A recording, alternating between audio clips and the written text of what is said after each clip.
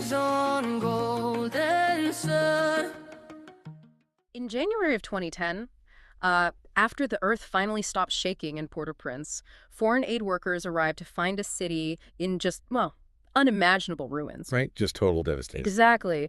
But what many of those workers didn't realize, as they walked through the dust and the rubble, was that they were standing on top of 500 years of unbroken, deeply rooted resistance. Oh, absolutely. They were looking at a catastrophe, but they were entirely missing the history that, well, no earthquake could ever swallow. Yeah, and it's a profound blind spot, right? When you only look at the surface, the immediate disaster or the evening news headlines, you miss the centuries of foundation beneath your feet. You miss the roots. Which is exactly the focus of our deep dive today. So for you listening, I want you to imagine a single living entity. Not a building. Right, not a monument. A massive ancient tree, a ceiba tree, standing silently on a single island, bearing witness to 5 centuries of human history. And today, we are immersing ourselves in a monumental work called On Golden Sun, Ayiti Unrooted, by Johnny Jean, who writes under the name J.B. Nice. Yeah, and this isn't just a historical recount. I mean, it is a staggering, theatrical, multilingual musical epic. It really is. It sweeps across the island of Hispaniola from the pre-colonial Taino era, plunging into the birth of Haiti and the Dominican Republic, surviving the U.S. occupation and the 2010 earthquake, all the way to a vision of spiritual unity in the year 2025. And because of the sheer power of this work, we're taking a radically different approach today. We aren't just going to sit here and summarize plot points for you. No, that would be a complete disservice to the art. To truly do this material justice, we are going to inhabit it. We are going to perform the poetry, the dialogue, and the lyrics for you right here. We'll be reading the text in English, in French, and in Spanish, and we are going to lean completely into the intense, dramatic, theatrical emotion that J.B. Nice demands in his stage directions. We want to bring these characters right into the room with you. Now, we are intentionally going to skip the Haitian Creole lyrics today, focusing our performance on the other 3 languages to capture the complex, imposed, and reclaimed heritage of the land originally known as Ayiti. Exactly. We want you to feel the pain, the joy, the rage, and the cries of these characters. It's a journey that requires your whole heart. So, where does this 500-year epic actually begin? Well, it begins in exile. It's late at night in Queens, New York in the year 2025. Right. Our protagonist, J.B. Nice, a modern poet, is surrounded by heavy history books, faded maps of Hispaniola and Taino artifacts. And sitting right on the edge of his desk is a small, ancient-looking ceiba tree bonsai trapped in a ceramic vase. I'm going to step into his shoes now. I want you to listen to the reverence, but also the deep generational sorrow in his voice as he reads from his notes late at night. I'm ready. Ayiti, Quisqueya, the mother of all lands. And before that, before any of them renamed her, she had her own tongue, Lokono, Arawak, a language that sang the trees before the trees had names. Wow. And then he traces his finger over a map, right? Finding a specific word in his heavy book. Yeah, he says, Kaimon, Bwa Kaimon. They thought they were naming a ceremony they were calling a covenant, and nobody wrote it down right. They never write it down right. Yeah. It's so haunting. And then the inciting incident happens. He leans back, exhausted, and his elbow catches the ceiba bonsai. The ceramic vase shatters on the hardwood floor, soil spills everywhere. The roots are completely exposed to the cold air of the apartment. He immediately drops to his knees in the dirt, hands hovering over the exposed roots. I'll read this part. He says, "I'm sorry. They just do not know how precious you are." Oh, the emotion there. Even now, confined in this vase, your roots. It was spreading to break this vase. You were always meant to be free, rooted to the soil of your home. Even a little tree, you pull it from the earth and it looks so fragile. But these roots. Exactly, he says. But these roots don't care about the vase. They just want to go back to the ground. I will take you home one day. What's fascinating here is how perfectly the confined bonsai tree represents the modern diaspora. Wait, expand on that a bit. Because a bonsai isn't a naturally small tree, right? It's a tree that has been intentionally stunted. Exactly. A bonsai is kept small through constant pruning and restriction of its roots. The diaspora people pulled from their native soil, restricted by modern borders. Forced to assimilate into concrete environments in New York or Miami or Paris, they are the bonsai. They are confined. Right, but as J.B. Nice notes, the roots are still fighting. They are still spreading, attempting to shatter the vessel that holds them. It's almost like trying to put a great white shark in a fish tank. The sheer biological imperative of the entity is to grow, to connect, to break out. And as he reaches down to carefully put the tree back together, he slips. He hits his head hard on the desk. He falls to the floor, unconscious. And the apartment just dissolves around him. As he slips into a dream state, the golden light of 1492 Aidi rises. He wakes up at the base of a massive, towering, ancient ceiba tree. Its roots sprawl across the earth like veins, and the tree itself begins to speak. This is the overture. The stage direction notes that the voice of the ceiba is deep, feminine, and ancient. It speaks the way roots speak, without asking permission, slowly taking over everything. Let's trade off performing the English verses. I want you to feel the eternal weight of this entity. I'll start. Do you think my roots end here, where I bore my children? Go up the mountain and ask to hear I was here in the soil before the birth of men.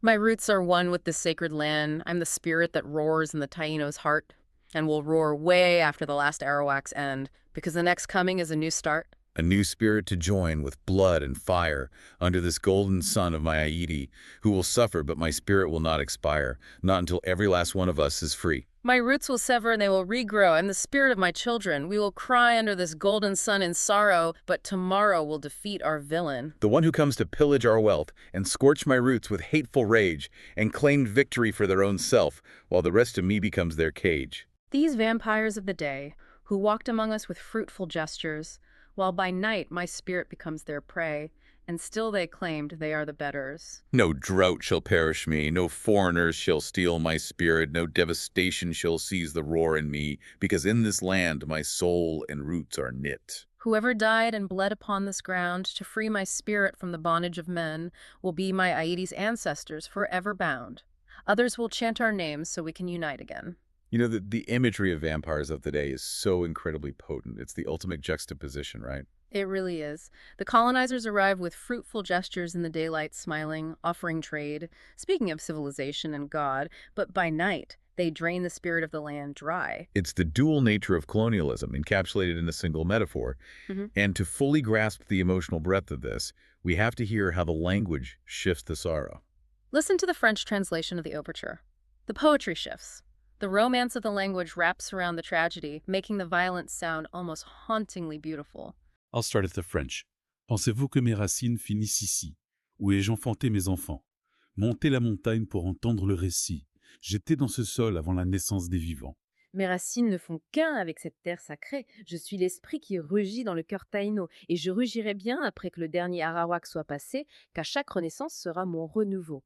Un nouvel esprit rejoint le sang et le feu, sous ce soleil doré de mon Haïti, qui souffrira, mais mon esprit ne mourra jamais, pas avant que chacun de nous soit libre enfin. Mes racines se briseront et repousseront encore.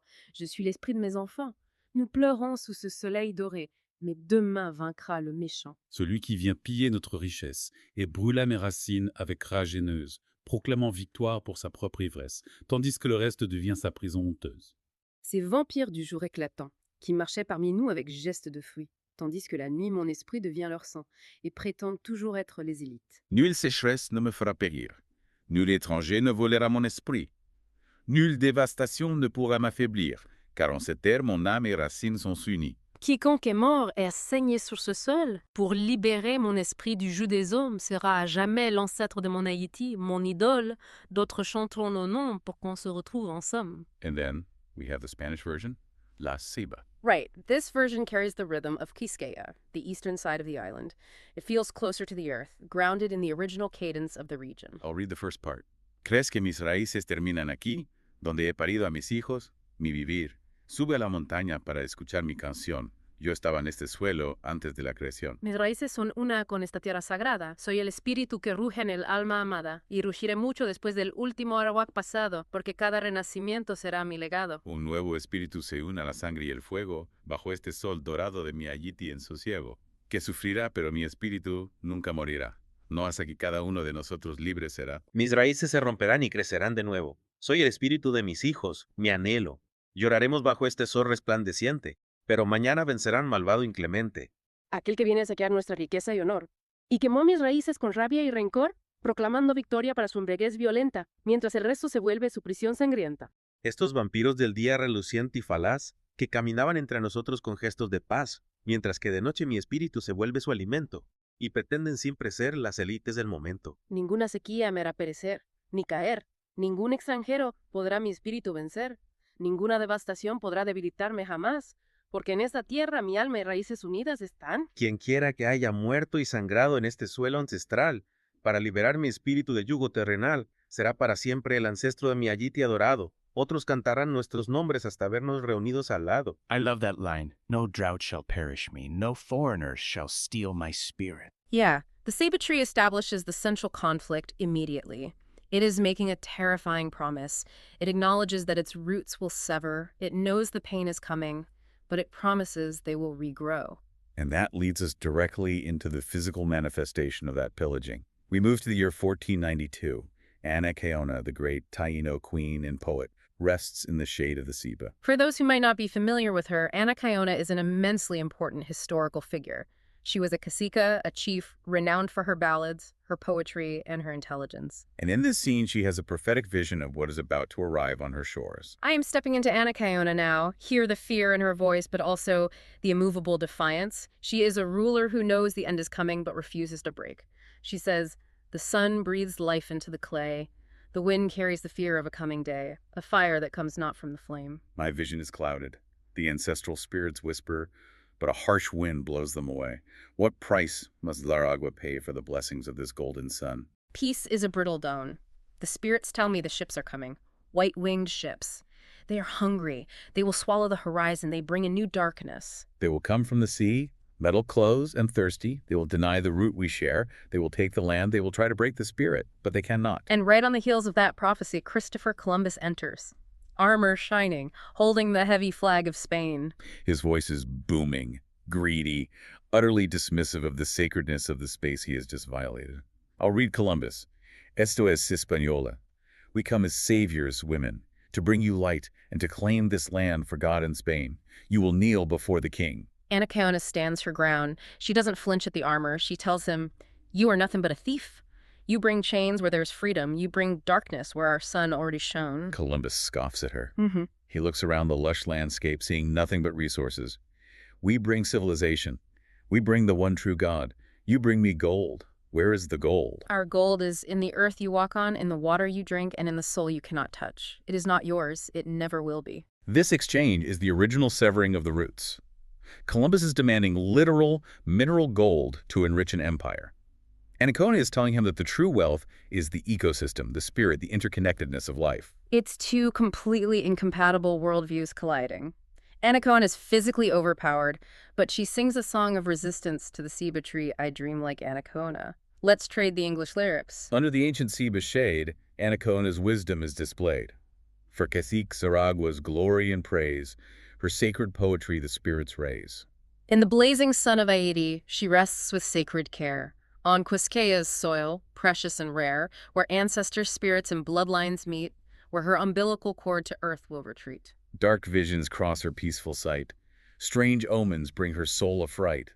Of white-winged ships on distant tide, to shores they'll rename Hispaniola as they glide. Defiant, she lifts her voice in a powerful song against the fate that does her wrong. Strangers on my roots, her spirit cries. A cacique's resistance never dies. This sacred earth knows I speak true. My words outlive what conquerors do. My spirit nurtures the trees that grow. My songs endure when I must go. The ancient Ceiba bends to hear, as Ana Kaona's prophecy rings clear. Against colonizers' dark design, her Taino spirit can never be confined. And now let's hear the French translation. Notice how the phrasing "étranger sur mes racines, strangers on my roots" hits differently here. It brings a melodic sorrow to her prophecy. I'll start the French.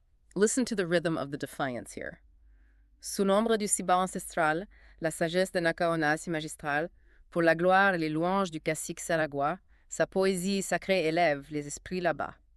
Sous le soleil ardent d'Haïti, elle repose avec soin sacré, sur le sol de Quisqueya, précieux et rare, où les esprits des ancêtres et les lignées se rencontrent, où son cordon ombilical à la terre se confronte. De sombres visions traversent son regard paisible, d'étranges présages effraient son âme sensible, des navires aux voiles blanches sur la marée lointaine, vers des rivages qu'il renomme Hispaniola, il se promène. Elle voit les montagnes de sa naissance, avec des noms étrangers souillant leur essence.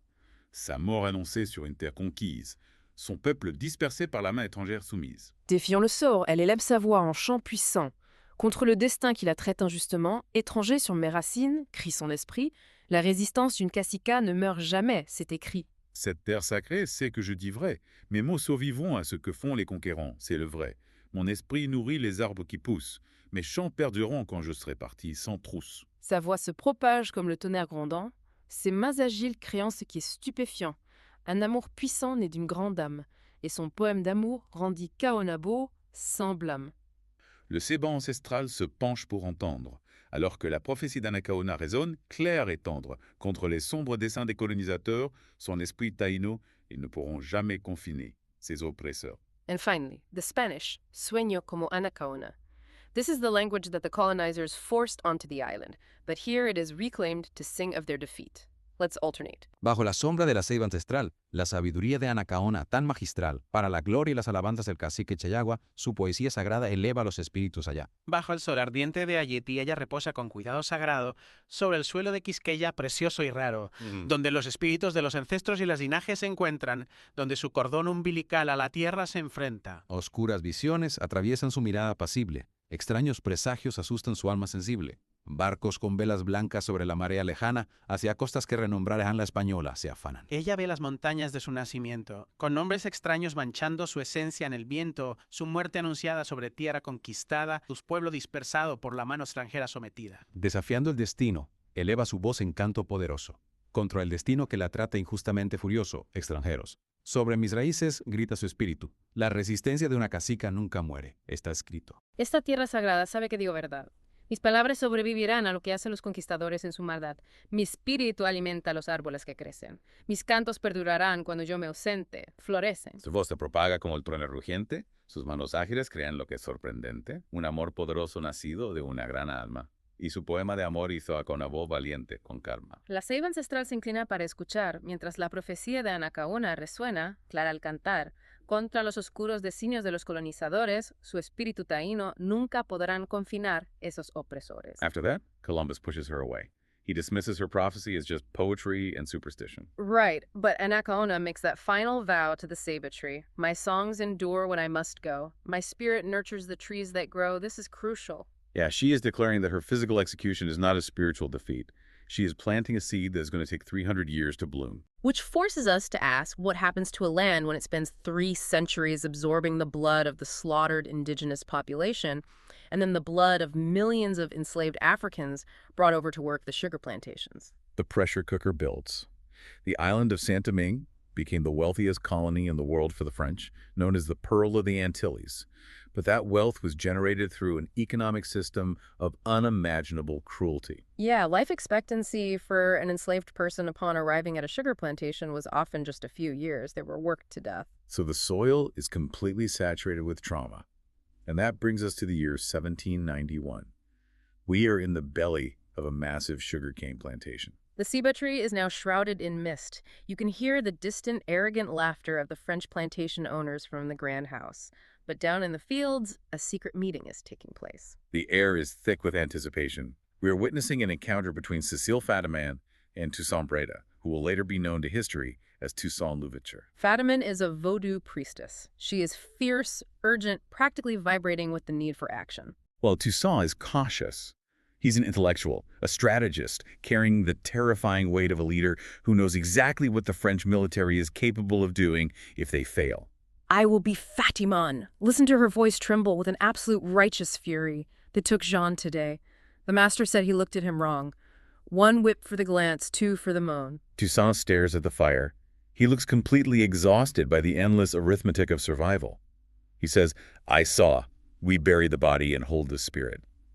That is all we can do today. Fatiman snaps a thick stalk of sugarcane in half with her bare hands. No. That is what they want us to do. Bury the body, swallow the grief, go back to the field by sunrise as if he never breathed, as if we never loved him. Such raw pain in those words. I will not carry 1 more body to 1 more unmarked ground and pretend that is how a man should end. Toussaint finally looks up, locking eyes with her. The French have an army, Cécile. Cannons. Ships. 30,000 troops on this island alone. We have these. A broken hoe. A dream that gets men killed. Fatiman places her hand fiercely over her own chest. Then let me tell you what I have. I have 20 years of watching. I know every path through these hells. I know which overseers drink themselves to sleep and which ones pray. She's been planning this. Exactly. I know which slaves have been waiting not for permission, Toussaint, for a name, 1 name to gather behind. Bookman is calling the leaders. He says the moment is now. The Loa have spoken. Toussaint is quiet for a long, agonizing moment. If we move too soon and fail, they won't just kill the rebels. They'll burn the villages, the children, everything. I have seen what they do to examples. Fatiman's voice breaks just for a fraction of a second, but then steadies into steel. And I have seen what they do to silence. Jean had a daughter. She is only a child, poor little Beth. Tonight she learned what her father's life was worth to the men who owned him. What do you want her to learn about us? That tension right there is breathtaking. Fatiman represents the raw, immediate, agonizing need for justice. She is the physical manifestation of the tipping point of human suffering. She is saying, we cannot take one more day. While Toussaint represents the calculated burden of strategy, he knows the math of war. But her point about silence is what breaks him. If you do nothing, you are teaching the next generation that their lives are worthless. So he makes his decision. He asks what time the gathering is called. And out of the shadows, the Maroons emerge. Let's clarify who the Maroons are for the listener. These were communities of formerly enslaved people who had escaped the plantations and formed hidden, highly organized, militant societies deep in the treacherous mountains of the island. They retain their African traditions, languages, and military tactics. The Maroon warrior, Victoria Montu, steps forward and places her machete over the flame. Let's perform the English and French lyrics of We Are Maroons. Deep in the mountain of Haiti we hide, unchained, unslit by men or sugar canes, the sweet pain that ripped our hide and bled our pride out of our veins. We are hidden under the Tanos grid, bathed in the stars of ancestral night, nourished by the fruits of these Seba seeds, and tomorrow we begin our freedom's fight. We are Maroons, we are free men, we are Haitian, we die our way. Whether it be tomorrow or today, we are one with this land. This is where we will take our stand. The white men used our strength and forgot our beating heart, the defiant spirit that will go to any length to stay rooted to this land from the very start. We must call upon the deities to bring on the storm, because we're going to make it rain blood tonight. Break the chains, clang our machetes, march to freedom, and let our golden sun shine to show us the light. We are Maroons. We are free men. We are Haitian. We die our way. Whether it be tomorrow or today, we are one with this land. This is where we will take our stand. We will dance on the blood of our master's fall, burn the sugar plantations of that bitter taste, stomp on the molasses that was our pall, and now where the strength of our oppressors laid waste. Now in French, nous sommes marrons. Listen to the rhythm. It sounds like a military march building momentum. Au fond des montagnes d'Haïti, nous nous cachons libres, intacts par les hommes ou les cannes à sucre. La douce douleur qui a déchiré notre peau et a saigné notre fierté hors de nos veines. Nous sommes cachés sous la grille des Taïnos, baignés dans les étoiles de la nuit ancestrale, nourris par les fruits de ces graines de séba, et demain nous commençons notre combat pour la liberté. Nous sommes marrons. Nous sommes des hommes libres. Nous sommes haïtiens. Nous mourrons à notre façon. Que ce soit demain ou aujourd'hui. Nous ne faisons qu'un avec cette terre. C'est ici que nous prendrons position. Les hommes blancs ont utilisé notre force et ont oublié notre cœur battant, l'esprit rebelle qui ira jusqu'au bout pour rester enraciné sur cette terre depuis le début. Nous devons invoquer les divinités pour déclencher la tempête, car nous allons faire pleuvoir le sang ce soir, briser les chaînes, claquer nos machettes, marcher vers la liberté et laisser notre soleil doré briller pour nous montrer la lumière. Nous sommes marrons, nous sommes des hommes libres, nous sommes haïtiens. Nous mourrons à notre façon, que ce soit demain ou aujourd'hui. Nous ne faisons qu'un avec cette terre. C'est ici que nous prendrons position. Nous danserons sur le sang de la chute de nos maîtres. Brûlerons les plantations de sucre au goût amer, piétinerons la mélasse qui fut notre linceul, et maintenant là où nos oppresseurs ont gaspillé notre force. And that brings us to the legendary ceremony at Bois-Caïman. The storm rolling in sounds like a massive drum. Catherine Flon, a young woman who has spent her life sewing the French tricolor flag, approaches Toussaint. But tonight, she brought scissors. She says quietly, I want to remove the white. Toussaint tells her to save the thread. You will need it tomorrow. She is literally cutting the white colonizer out of the fabric of the nation, bringing the red and blue together to form the first Haitian flag. And then Fatiman delivers a speech that J.B. Nice notes is not scripture, but in the context of this play, it feels like absolute gospel. I want to read this slowly because it connects everything we've talked about. She says, I was 11 years old when they brought me from Africa. I do not remember the crossing. My body refused to hold the memory. My body was protecting me. I have spent 20 years asking Galua why. Why this island? Why this suffering? Why us? Because we can survive it. Not because we deserve it, not because suffering is holy, because we are the ones who will not be destroyed by it, and the world needs to see that something cannot be destroyed. Anakiona stood under this tree 300 years ago. She sang of her people as though they were already free. They killed her because she was right. Tonight we finish what she started. Not revenge, completion. Not revenge. Complete. I mean, I literally have chills. She invokes Anaconda directly. She is speaking to the very roots of the ceiba tree. It witnessed the first blood drawn in 1492, and now, 300 years later, it witnesses the oath to finally take the land back. Exactly. And she mentions asking the Loa. For the listener, the Loa are the spirits in the Vodou religion. Vodou was not the dark magic Hollywood portrays. It was a highly sophisticated syncretic religion that allowed enslaved people from dozens of different African tribes to find a common spiritual language and organize a rebellion right under the noses of the French. Fatiman calls upon them as they sing Boucan de Fée, the bonfire. Let's dive into that fire. I'll read the English, you take the French. Sounds perfect. Let's build the fire. Until the Boucan de Fée is lit, our spirit will remain in these chains, said Fatiman with her wit. Let the fire of freedom run through our veins. The spirit of the land already claims our victory, and through us, their ancestors are free. Tonight, this night, I spit on the Boucan de Fée. Tonight, iron runs through our blood. Tonight, we take the oath to fight for liberté. Tonight, we swear to bear the mark of the wicked. Tonight, in this last soirée, tonight we will awaken Ogu Ferre. To anoint our callous hands, riding to freedom alongside us, so we can hold our machetes as our pride stands. To show the French our righteous thrust, we are unchained, we are maroon, we are Haitian, we are one with the spirits tonight at Bois-Common. So let the drums echo through the night. Let the fire burn until the dawn. We rise as one to claim our right. The age of chains is dead and gone. We are the storm they never saw coming, but they will hear the chant of freedom ringing. Aidi, Aidi, we call your name. From these ashes you will rise. No master's whip, no collar, no shame. Freedom blazing in our eyes, thunder and lightning in our warrior cry. We will not die, we will multiply. Now for the French. Jusqu'à ce que le boucan d'Ifé soit allumé, notre esprit restera dans ses chaînes, dit Fatiman avec sa vérité. Que la liberté coule dans nos veines. L'esprit de la terre proclame déjà notre victoire. Et à travers nous, leurs ancêtres sont libérés. Ce soir, cette nuit, je crache sur le boucan d'Ifé. Ce soir, le fer coule dans notre sang. Ce soir, nous jurons de nous battre pour liberté. Ce soir, nous jurons que nous portons la marque des méchants. Ce soir, dans cette dernière soirée, ce soir, nous réveillerons Ogu Ferre. Pour oindre nos mains calleuses, chevauchant vers la liberté à nos côtés, afin de tenir nos machettes, fiers et glorieux. Pour montrer aux Français notre poussée sacrée. Nous sommes délivrés, nous sommes marrons, nous sommes haïtiens, nous sommes un avec les esprits ce soir à Bois-Cayman. Que les tambours résonnent dans la nuit. Que le feu brûle jusqu'à l'aube aujourd'hui. Nous nous levons pour réclamer notre droit. L'ère des chênes est morte, crois-moi. Nous sommes la tempête qu'ils n'ont jamais vue venir. Mais ils entendront le chant de liberté retentir. Haïti, Haïti, nous appelons ton nom. De ces cendres tu renaîtras selon. Plus de fouet, de collier, ni de honte. La liberté flamboie dans nos yeux, qui monte ton air et éclaire dans notre cri guerrier. Nous ne mourrons pas, nous allons multiplier. And multiply they did. The pressure cooker finally explodes. The Haitian Revolution is the only successful slave rebellion in human history that resulted in the founding of a free state. We reach 1804, the moment the roots shatter the concrete. But J.B. Nice doesn't let us just celebrate blindly.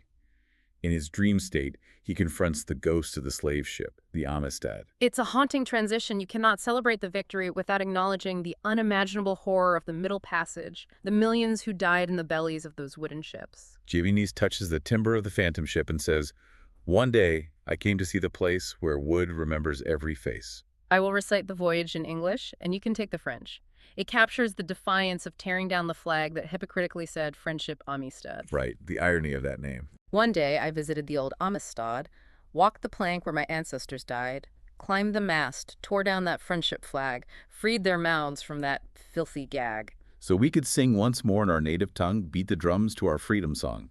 Hey, Bamba hen, kanga bafiote, kanga mundele, pangadukila, kangali. Through me, I can feel my ancestors' cries, their spirits soaring through boundless skies. I was stumped, but I stomped upon that deck until our dancing left a wreck.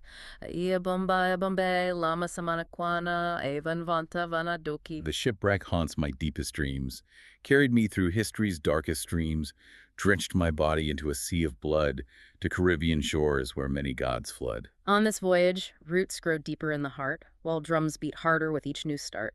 Do you hear my brothers and sisters calling? The spirits of my ancestors enthralling. They dance with me by the Boucan d'Ifé, march in the footprints of slaves by the bay. You too can feel their presence near. Close your eyes in these verses, they appear. Their stories echo within my rhymes, the folkloric tales of troubled times, the anguish of their shackled lives, and the brutal cost of staying alive. And now, the French translation, Le Voyage. Un jour, j'ai visité le vieux Amistad, marché sur la planche où mes ancêtres tombaient là-bas, grimpé au mât, arraché ce drapeau d'amitié, libéré leur bouche de ce bail ensouillé. Pour que nous puissions chanter encore dans notre langue natale, battre les tambours de notre chant de liberté final. Pompek! Oh! Kambabafio! Kangabafio! Kangamondele! Kangaduki la Kangali. À travers moi, je ressens les cris de mes ancêtres. Leurs esprits s'envolent dans des cieux sans maître. J'étais déconcertée, mais j'ai piétiné sur ce pont, jusqu'à ce que notre danse laisse tout en tronçon. Ayabomba bombe, la masamanakwanao et vanvanta vanadoki. Le naufrage, entend mes rêves les plus profonds, m'a porté à travers les courants les plus sombres du monde, a trempé mon corps dans une mer de sang, vers les rivages caraïbes où déferle tant de dieux puissants. Dans ce voyage, les racines poussent plus profondes au cœur, tandis que les tambours battent plus fort à chaque nouveau labeur. Entends-tu mes frères et sœurs appeler « Les esprits de mes ancêtres te captiver » Ils dansent avec moi près du Boucan d'Ifé, marchent dans les entrames d'esclaves sur la baie. Toi aussi, tu peux sentir leur présence tout près. Ferme les yeux dans ces vers, ils apparaissent, c'est vrai. Leurs histoires résonnent dans mes rimes, les contes folkloriques de temps difficiles et intimes, l'angoisse de leurs vies enchaînées et le coup brutal de rester en vie, destiné. The trauma of that crossing is instantly juxtaposed with the triumph of the revolution. But J.B. Nice makes a very specific, deliberate choice here. He centers the architects of freedom, the women. Yes. In history books, it's always the men. Toussaint, Dessalines, Christophe. But J.B. Nice shows us Victoria Montu charging the lines with her infantry. We see Marie-Jeanne Lamartinière at the Battle of Crête-à-Pierrot, a femme fatale with a bloody knife. Fatimon holding the lamp. Flon sewing the flag. He is correcting the historical record. The revolution does not happen without the organizational, spiritual, and military genius of these women. Exactly. I will read Femme Haitienne, Haitian woman, in English and French to honor that. I'll read the first English stanza. A heart to treasure, with all admiration and all the pleasure, your given satisfaction. An aspiration to all who can dream to be free like an ocean going downstream. An inspiration for those in search of love and affection. Your life is true wealth. A tremendous love and compassion given from God above, making man and woman one. An inconceivable dignity, making one proudly of her quality and her inexplicable divinity. And in French, un cœur à chérir avec toute l'admiration et tout le plaisir. Tu es une satisfaction donnée. Une aspiration pour tous ceux qui peuvent rêver d'être libres comme un océan descendant le courant. Une aspiration pour ceux en quête d'amour et d'affection. Ta vie est une véritable richesse. Un amour énorme et de la compassion donnée par Dieu d'en haut, rendant l'homme et la femme unis. Une dignité inconcevable, rendant fier de sa qualité et de son inexplicable divinité. So we reach the absolute peak of victory in 1804. The Republic of Haiti is born. They are free. But I need you, the listener, to think critically about what happens the morning after independence. Right. What happens when a newly free Black nation exists in a world entirely dominated by white slaveholding empires? The physical chains are gone, but the global powers instantly build an invisible wall around the island. Trade embargoes, diplomatic isolation, France extorting them for reparations just to recognize their existence. It's like fighting your way out of a burning building, only to realize the fire department locked the doors from the outside, which pushes us forward a century to 1915, the start of the brutal, nearly 2-decade-long U.S. occupation. The stage direction here is gut-wrenching. The ceiba tree, which has stood wild and free, is now literally caged behind a barbed wire fence. It's dusty, institutional, controlled. The U.S. invaded under the guise of stabilizing the region and protecting American financial interests. But what they really did was institute a system of forced labor called the corvée, which felt to the Haitian people exactly like a return to slavery. And this act shifts the focus. It moves from physical warfare to psychological warfare. The foreign powers realize that to control a people, you have to erase the history that tells them they are powerful. We see Lucille, a young teacher, dropping a stack of confiscated textbooks on a desk. I'll read Lucille. Her voice is controlled, but there is an absolute shaking fury beneath it. They went shelf by shelf, took everything written before 1900, the history of the revolution, the speeches, Dessalines, Pétion, One of the soldiers held up a book with Toussaint's portrait on the cover. He asked me who it was. I told him he's a farmer. Elder Marie responds without looking up from her sewing. You lied to save the name. I lied to protect the children in the room from watching a soldier spit on it. Elder, I became a teacher because I believed that a classroom was the one place they could not occupy, that between these four walls the truth could live without permission. They have occupied the classroom. Elder Marie stops sewing. She looks at the young teacher. I was 24 when the first Marines landed. I stood on that dock and I thought, this is the end. This is how it ends after everything, after 1804, after all the blood. Such a powerful moment of reflection. It was not the end. It was a new kind of fight. The old fight was iron and fire, machetes and mountains. This fight lives here and here. She taps her head and her chest. They cannot confiscate what is already memorized. They cannot confiscate what is already memorized. That gives me absolute chill. It's almost like someone breaking into your house, changing all the locks, but you have the original deed tattooed on your skin. They can't take it from you. Exactly. And right in that moment, to prove her point, we see a young girl named Sol dancing by the fence to a radio. She is performing a version of the Contredanse. Stop right there. Explain the Contredanse to us, because this is fascinating. Well, the Contredanse originated from the European Contredanse, which was a very stiff, formal court dance of the French plantation owners. But the enslaved Haitians watched these dances, mocked them, and incorporated their own African rhythms and hit movements into them. It became a hidden language. To the untrained European eye, it just looked like a dance. Yeah. But to the Haitians, it was a physical encoding of their resilience, their mockery of their masters, and their spiritual survival. It's a secret code written in kinetic energy. I'm going to read the lyrics to A Girl Named Sol to capture this innocence that is actually armor. I'll read the first part. This is a story about a girl named Sol. You are not meant to understand life, but you live it better than most of us. You are not meant to understand pains, but you embrace them better than most of us. Your name bears the soul of life, even amidst the torment of the unjust. But somehow joy runs through your veins, because you welcome the tiniest solace. You bear the gift in your name, and we claim to possess it in our rhythm, yet yours puts ours to shame. The purest innocence is displayed without criticism, that is, soul, uncorrupted, unblemished in many ways. Yet, sadly, jealousy is like a deceiving mole, trying to steal the secrets of your days. What gives you joy instead of sadness, love instead of hate? When the world deals you a bad hand of unfairness, yet you play it and play it great. We sit here in awe, studying your manner, trying to decode your silent strategy. But your moves flow like water, natural as breathing, pure as poetry. Your eyes gaze through the clouds of the heavenly. While many never learn their fate, yet you live on the temporal lane of humility because you know your heaven can wait. You made the moves that destined your fate without pause, without applause, because you got the rest of us in checkmate. And the Marines hate it. They patrol past the fence, bang on the wire and tell them to stop loitering, keep the music quiet. They want absolute subjugation.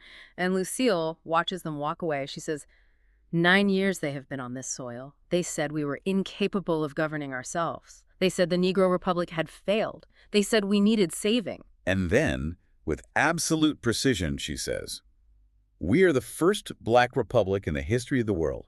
We defeated Napoleon, we defeated the largest slave-holding empire on earth, and they built a fence around us and called it help. That line is a dagger. To show the foreigner the unshakable strength of the people, the cast performs unbroken. This is the climax of this era. Let's tree in verses. Let's hit the English, the French, and the Spanish, building the momentum. I'll start the English. Sounds good. We can see your flag on the mound, floating in the late hour with a distinct sound, destroying our peace of mind while pretending to be one of a kind. Don't you know? Yeah. Many of your kind come and go, Right. with promises that are made in dust and gone with the wind of the wicked and unjust. I see you are here to rub us blind, put a Band-Aid on the wounded grind. But our land is our heart, and your fence is trying to set us apart. Trying to silence every beating drum, with foreign law dictating our anthem. While our golden sun shadowed by white-winged drones, sucking the minerals of our bones. Do you think that steel can hold my spirit? My spirit is a conduit. It only knows how to run free and dance by the boucan de fée of my Aïdi. With heavy boot, you come and sit on my root again, coming to tempt us with a gilded chain, and think that steel can hold the mountain crest in the land where our great ancestors rest. When lost roots dried under Hispaniola's new fence, there is a price to be paid for such an offense. Because the sacred soil remembers what we swore, that the language of the spirit we will never ignore. Our history hidden from the foreign gaze burns in the shadows of these darkest days. trading ancestral freedom for a bitter gain, and allowed our precious jewel to be stolen again. We are chained silently into the night, but cannot break the spirit of Aiti. The ancestors' fire still burns beneath the clay. We carry the resistance of the bold. For though you sit on our root today, our sacred heart is never bought or sold. Beyond these walls of steel, and yet our sun shines still. Now feel the shift into French. Inébranlable. The anger feels sharper, more pointed. On voit votre drapeau se hisser sans pudeur. À la nuit tardive, avec son bruit qui meurt, brisant la paix de l'âme et notre calme entier, tandis que vous vous dites un être singulier. Ne savez-vous donc pas que maint de vos pareils vont et viennent ici-bas, faisant des promesses qui s'envolent en poussière, importées par le vent du méchant et de l'injuste colère? Je vois, vous êtes là pour nous aveugler tous, mettre un pansement simple sur nos blessures qui nous secouent, notre terre et notre cœur. Et votre barrière tente de nous mettre à l'écart avec ardeur. Tentant d'étouffer tout tambour qui bat, par des lois étrangères dictant notre combat, pendant que notre soleil d'or est voilé par des drones blancs qui aspirent les minéraux de nos os, tout sanglants. Pensez-vous que l'acier peut tenir mon esprit? Mon esprit est un canal, il ne craint point la nuit. Il ne sait qu'être libre et s'élancer en chair. Et danser au boucan d'Ifé de mon Haïti, avec honneur. Avec votre botte lourde, vous vous asseyez sur ma racine, venant nous tenter avec une chaîne qui brille. Et croyez que l'acier peut tenir un mot. Dans le pays où reposent nos grands ancêtres, nos héros. Lorsque les racines perdues sèchent sous l'enclos nouveau, il y a un prix à payer pour de tels fléaux. Car le sol sacré se souvient de notre engagement, que la langue de l'esprit ne sera jamais négligée par serment. Notre histoire, cachée des regards étrangers, brûle dans l'ombre de ses jours les plus légers. Échangeant notre liberté pour un gain trop amé, et laissant notre bijou précieux se faire voler sur notre terre. Nous sommes enchaînés dans un silence qui dure, mais l'esprit d'Haïti ne connaîtra la rupture. Le feu des ancêtres boule toujours sous l'argile, nous portons la résistance des braves, toujours bile. Car même si vous vous asseyez sur notre racine aujourd'hui, notre cœur sacré n'est jamais acheté ni vendu, quelle que soit la pluie. Au-delà de ces murs d'acier, notre soleil brille toujours, c'est ce qu'il faut retenir. And then the act ends with a beautiful piece called Peril des Antilles, remembering how precious the land is before it was fenced in. I'll read the English, French, and Spanish verses. Let's split it. I'll start. Oh, bright sun, my morning star shines your ways in the heavens far, and let me explore the ocean floor. There she lies, as bright as one pebble's ore. A rare black pearl, my Caribbean gem, true and pure amongst exceptional femme, this find of mine, treasured heart, and cherished as a work of art. But there is no price for such a find, for she is one of a kind, my Caribbean gem forever revered in King's poem. Oh, soleil brillant, mon étoile du matin, illumine ton chemin dans le ciel lointain, et laisse-moi explorer le fond de l'océan. Là elle repose, brillante comme un minaret éclatant. Une perle noire rare, ma gemme caraïbe vraie, et pure parmi les femmes d'exception, vive. Cette trouvaille mienne, cœur précieux, et chérie comme une œuvre d'art aux yeux. Mais il n'y a pas de prix pour une telle découverte, car elle est unique, sans perte. Ma gemme caraïbe a jamais révéré dans nos poèmes du roi qui vibre. Oh, sol brillante, mi estrella matutina, iluminas tu camino en el cielo que fascina, y déjame explorar el fondo del océano, allá y hacia allá, brillante como un mineral en mi mano. Una perla negra rara, mi gema caribeña, verdadera y pura entre mujeres de gran enseña. Este hallazgo mío, corazón atesorado, y apreciado como obra de arte consagrado. Pero no hay precio para tal descubrimiento, pues ella es única en su firmamento, mi gema caribeña, por siempre reverenciada en el poema del rey que sueña. Now, listener, ask yourself, how does a nation survive when the enemy shifts from an occupying army to the very ground beneath their feet? We jump abruptly to January 12, 2010. The earth shakes, the ceiba tree is cracked and heavily damaged, but it's still miraculously standing amidst the unimaginable rubble of Port-au-Prince. The scene opens in complete, shocking silence, broken only by the sound of dripping water. Over 200,000 people died in a matter of minutes. The psychological trauma is incomprehensible. We see a woman named Jeanette digging frantically through concrete rubble for her son with her bare hands. She is covered in ash, screaming. David, can you hear me? David, my son, he was in the house. I told him to stay. Her grandson Junior tries to pull her back, telling her to wait, to be calm, but she cries out from the very bottom of her soul. Wait, for what? For them to tell me what I already know. The earth swallowed him, Junior. I fought the French, I fought the Americans, but how do you fight the earth itself? And J.B. Nice, our dreamer, is wandering through the dust. His guitar is shattered. He says, "We are unrooted, 5 centuries of roots, and in 30 seconds we are floating. The songs are gone. The city is dust." But Junior fights back tears with anger. He refuses to let the spirit die. He says, The songs are not gone, JB Nice. They are in the air. We are still breathing. Our national palace is gone. Our government is gone. But we still have our hands and we still have our voices. And then Anacona, a survivor carrying the Taino bloodline, carrying the name of Anacona, rises from the dust. And here comes the geopolitical critique. Foreign aid workers arrive, but they arrive treating the survivors with pitying condescension, acting as saviors, taking over the rescue effort while ignoring local knowledge. Anacona completely rejects their pity. She knows they've seen this exact group before in 1492 and in 1915.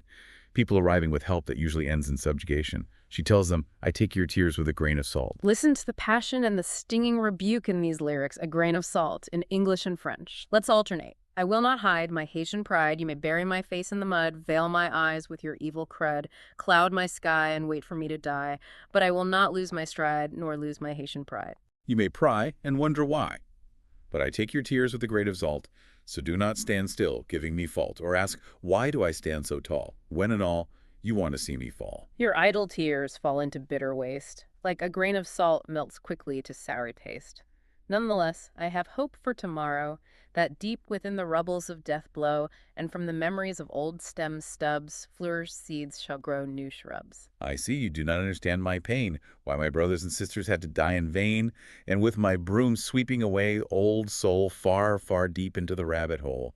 So with a grain of salt, I cannot let my Haitian life come to a halt. Je ne me cacherai pas. Ma fierté haïtienne, vous pouvez enterrer mon visage dans la boue, voiler mes yeux de votre malfaisance, assombrer mon ciel et attendre que je meure, mais je ne perdrai pas mon élan, ni ne tomberai dans votre ruse de crocodile. Vous pouvez fouiner et vous demander pourquoi, mais je prends vos larmes avec un grain de sel, alors restez pas là à me blâmer, ou à demander pourquoi se tenir la tête haute, alors que tout compte fait, vous voulez me voir tomber. Vos larmes inutiles tombent en pire amertume, comme un grain de sel qui fond rapidement en saveur aigre. Néanmoins, j'ai l'espoir pour demain, qu'au fond des décombres, des coups mortels et des souvenirs des vieilles souches, des graines florissantes feront pousser de nouveaux arbustes.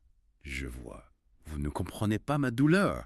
Pourquoi mes frères et sœurs ont dû mourir en vain? Et moi, avec mon balai, balayant la vieille, loin, très loin dans ce terrier de lapin, alors avec un grain de sel, je ne peux pas laisser ma vie haïtienne s'arrêter. This connects flawlessly to the overarching theme of the musical, the national motto of Haiti. L'union fait la force, unity makes strength.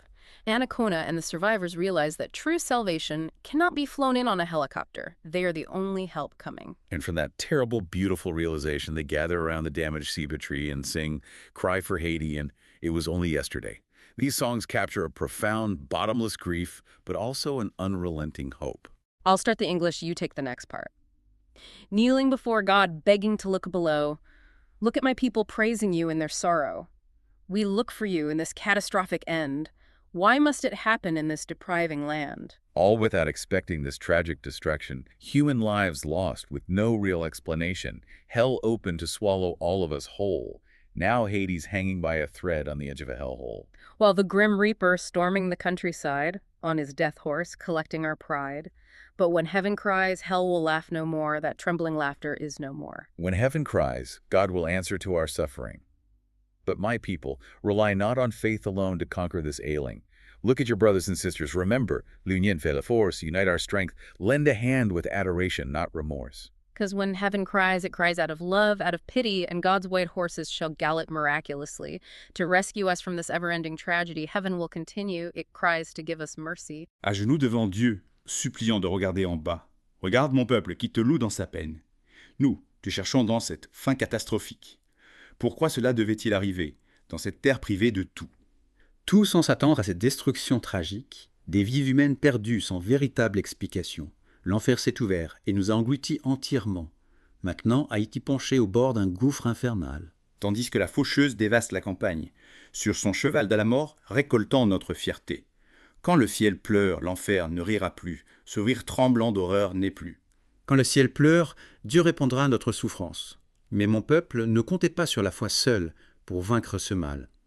Regardez vos frères et sœurs, souvenez-vous, l'union fait la force, unissons nos forces, tendons la main avec adoration, non pas avec remords. Car quand le ciel pleure, il pleure par amour, par pitié, et les chevaux bruns de Dieu galoperont miraculeusement. Pour nous sauver de cette tragédie sans fin, le ciel continuera, il pleure pour la clémence. And it was only yesterday in English. It was only yesterday when I cried into the silent night. My people fallen in dust of fright, while I on my knees began to pray.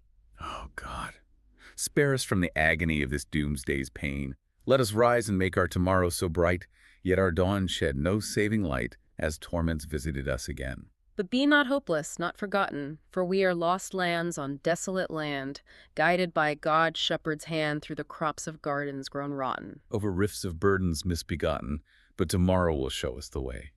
Beyond rifts of burdens we bear, each step forward lights our way, and when we look back, it was only yesterday. C'était seulement hier, quand j'ai pleuré dans la nuit silencieuse. Mon peuple tombait dans la poussière des fois, tandis que moi, à genoux, je commençais à prier. Ô Dieu, épargne-nous l'agonie de cette douleur apocalyptique. Laisse-nous nous relever et faire briller notre demain.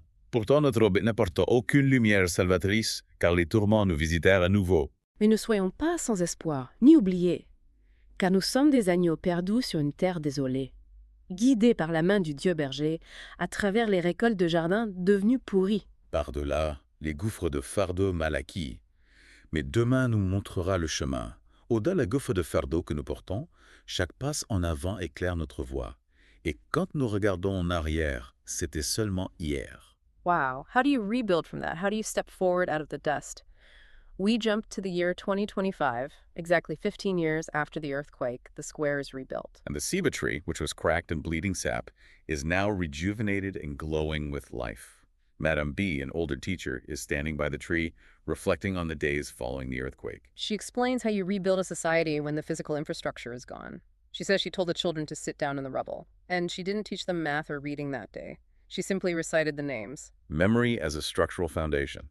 Exactly, I can hear her saying it, slow and deliberate. Anacona, Dessalines, Fatiman, Catherine Flom, one by one, slowly. So the names would land, because if I could not give them walls, I could give them that. I could give them the proof that we were here before this and that we are still here after it. And then we reach the climax of the entire epic, the grand meeting. For centuries, the island of Hispaniola has been deeply divided by a border Haiti to the west, the Dominican Republic to the east. A border marked by colonial linguistic divides, racial tension, and historical massacres. But Mariela, a Dominican woman, enters a square carrying a stone-like Taino pendant. She walks up to Anacona. I'll read Mariela's lines. The sound of this drum, I could feel it through the mountains. I followed the light. I come from the eastern sun, from the other side of the memory, where the gold is still visible in the air. The partition may exist on the maps of men, but the prophecy of Anacona, the spirit of the spirit, is rooted in one island. I am here to witness the end of the long night. This raises an incredibly important question for you, the listener.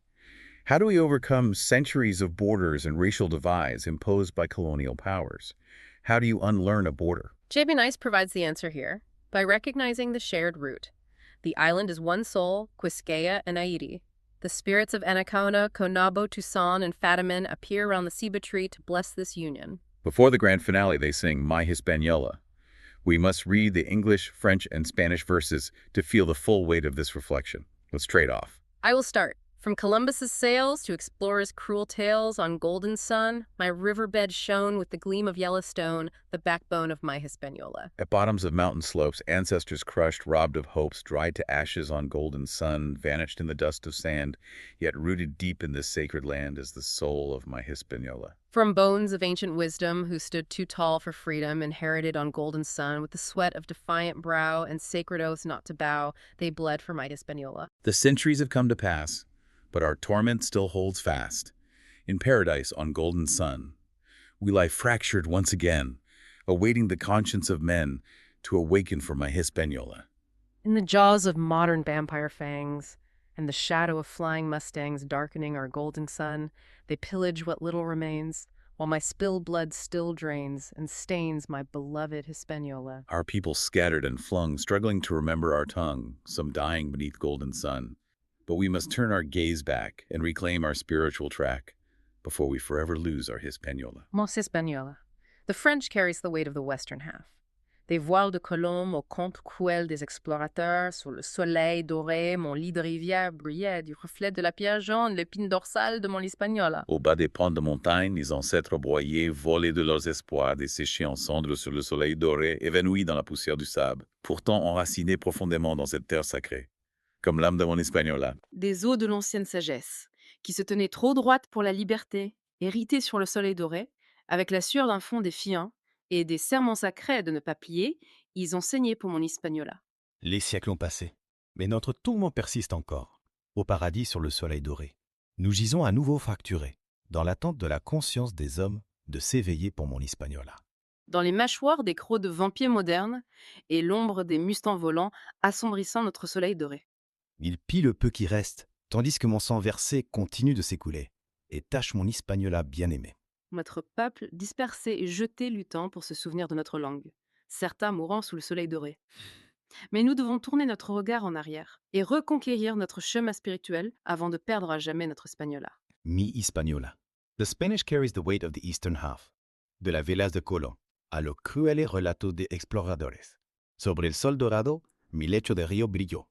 Con el resplandor de la piedra amarilla, la columna vertebral de mi Hispaniola. Al pie de las laderas montañosas, ancestros aplastados, despojados de esperanzas, secados hasta cenizas sobre el sol dorado, desvanecidos en el polvo de arena, más arraigados profundo en esa tierra sagrada, como el alma de mi Hispaniola. De los huesos de sabiduría antigua, que se alzaron demasiado altos por la libertad heredada sobre el sol dorado, con el sudor de frente desafiante, y juramentos sagrados de no doblegarse sangraron por mi Hispaniola. Los siglos han pasado, mas nuestro tormento aún persiste. En el paraíso sobre el sol dorado yacemos fracturados una vez más, aguardando la conciencia de los hombres para despertar por mi Hispaniola. En las fauces de colmillos vampíricos modernos, y la sombra de mustangs voladores oscureciendo nuestro sol dorado saquean lo poco que queda, mientras mi sangre derramada aún se drena y mancha mi amada Hispaniola. Nuestra gente dispersa y arrojada, luchando por recordar nuestra lengua, algunos muriendo bajo el sol dorado, mas debemos volver nuestra mirada atrás y reclamar nuestro camino espiritual antes de perder para siempre nuestra Hispaniola. And then the grand finale. The light on the ceiba tree intensifies to a blinding flash. A massive sound effect of metal breaking rings out through the theater, the final chains shattering. The 500-year exile is over. J.B. Neese, our modern dreamer, steps forward and plants the soil from his broken bonsai at the base of the massive ceiba sapling. The roots are reconnected. Let's trade off reading the triumphant finale, My Hispaniola United, sung in unison by the entire cast. Nous fûmes arrachés de nos racines de ceiba, divisés par le poids de dispute raciale, voilà, pour réclamer la langue de l'oppresseur, nous forçons à rester brisés dans la douleur. We were detached from our ceiba roots, divided by the weight of racial disputes, fighting to claim our oppressor's tongue, forcing us to remain broken for so long. Fuimos arrancados de nuestras raíces de ceiba, divididos por el peso de disputas que nos frenan, luchando por reclamar la lengua del opresor, forzándonos a permanecer rotos en dolor.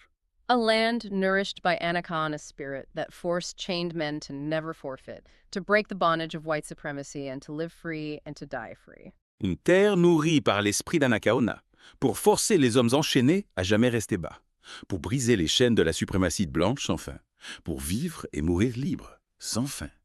Now governed by a state of mind, the division that keeps us blind, coerced by the European racial line, to keep us forever confined. Ahora gobernados por un estado mental, la división que nos ciega, mal ancestral, coaccionados por la línea racial europea entonces, para mantenernos por siempre presos. Caroline, nous sommes la perle des Antilles, les racines inébranlables s'ébattent nos îles, mais nous devons retourner notre regard en arrière et réclamer notre chemin spirituel, notre prière. Because united, we are the pearl of the Antilles, the unbroken roots of the ceiba trees, but we must turn our gaze back and reclaim our spiritual track. Antes de perder para siempre nuestra Hispaniola, desde las velas de Colón hasta ahora sola, a través de 5 siglos encontramos nuestro camino así.